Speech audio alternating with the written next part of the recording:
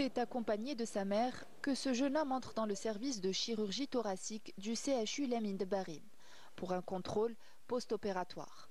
Atteint de gynécomastie, c'est sa mère qui a remarqué les premiers signes physiques qu'elle a encouragé à se faire examiner.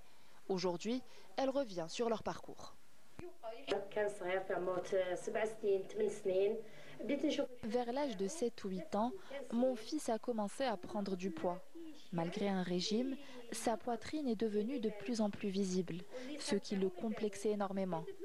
À partir de là, j'ai senti qu'il y avait quelque chose d'inhabituel, mais je ne savais pas quoi. Je l'ai emmené chez un ostéopathe qui lui a prescrit une ceinture de maintien, mais il n'a jamais voulu la porter à cause de l'apparence de sa poitrine.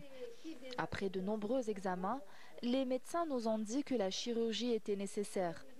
Heureusement, tout s'est bien passé pour lui et aujourd'hui, après de longues années de souffrance, je peux dire que mon fils a retrouvé confiance en lui.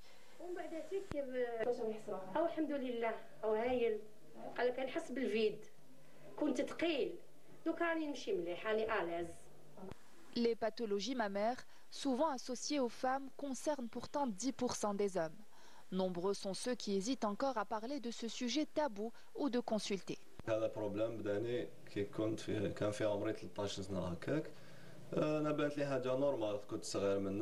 à l'âge de 13 ans que j'ai commencé à remarquer un changement dans mon corps. Au début, je pensais que c'était normal, mais en grandissant et en pratiquant des sports, j'ai réalisé que quelque chose n'allait pas avec ma poitrine. Son apparence n'était pas normale, c'est là que j'ai décidé de consulter. Après plusieurs examens et échographies, les médecins m'ont diagnostiqué une gynécomastie. Cette pathologie a énormément affecté mon bien-être psychologique. Aujourd'hui, 10 ans plus tard et après l'opération, je vais beaucoup mieux. Et je veux dire aux jeunes qu'il n'y a aucune honte à consulter. Il ne faut pas hésiter à chercher de l'aide en cas de doute.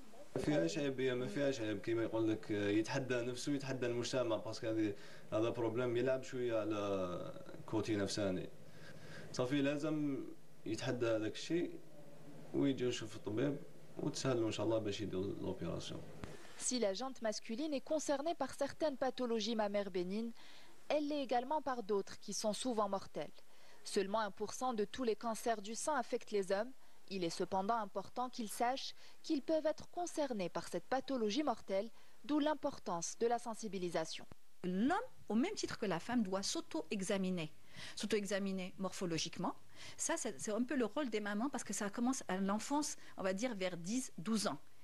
La glande mammaire continue à augmenter alors que normalement elle doit s'arrêter et c'est à ce moment-là que la mère doit s'interpeller pour voir l'évolution et si à partir de 15-16 ans la glande continue à augmenter, il faut consulter et éventuellement faire un acte chirurgical. Comme vous avez pu le voir, ce sont des chirurgies ce qu'on appelle reconstructrices, c'est-à-dire qu'on va enlever les deux glandes mammaires à travers des petites incisions qui n'apparaîtront plus au plus de quelques mois.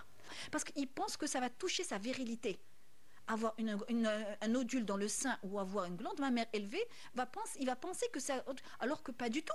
C'est simplement une évolution qu'on pourrait stopper avec simplement un traitement chirurgical. Exceptionnellement médical, mais essentiellement chirurgical. Et avec cela, il pourra vivre une vie tout à fait naturelle. Et pour le cancer, bien sûr, on espère que l'homme va s'auto-examiner pour découvrir ces nodules assez rapidement, fréquemment, pour qu'on puisse les traiter et surtout suivre sa progéniture sur les tests génétiques et avec des explorations morphologiques. Pour prévenir et détecter précocement les troubles du sein chez les hommes, ces derniers doivent réaliser des auto-examens réguliers et consulter un médecin en cas de changement. Il est important de signaler les antécédents familiaux et d'adopter un mode de vie sain.